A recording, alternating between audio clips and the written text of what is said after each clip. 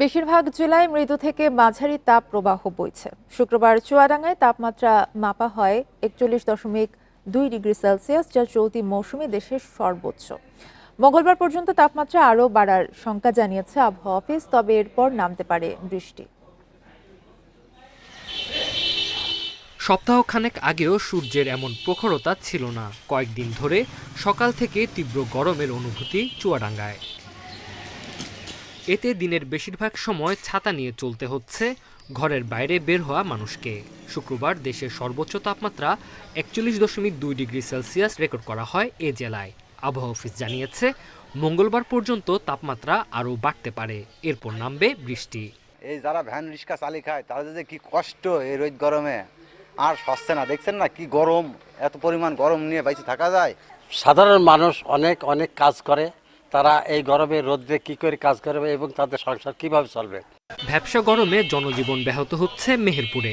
সকাল থেকে শুরু হয় প্রখর রোদ, দুপুরের গরম থাকে সবচেয়ে বেশি।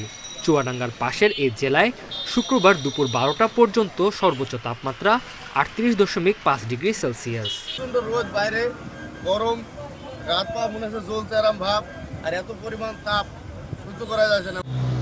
একই সময় রাজশাহীতে তাপমাত্রা রেকর্ড করা হয় 37.9 ডিগ্রি সেলসিয়াস। বাতাসের আর্দ্রতা 37%। দুই মিলে চরম অস্বস্তি, বিশেষ করে খেটে খাওয়া মানুষের ভোগান্তি বেশি।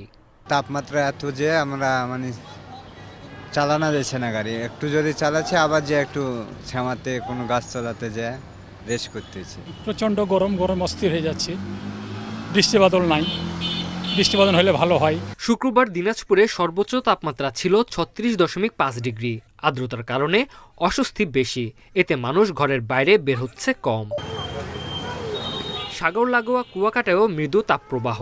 শুক্রবার তাপমাত্রা রেকর্ড করা হয় 37.1 ডিগ্রি। গরমে রোগে আক্রান্ত হচ্ছেন বয়স্ক ও শিশুরা।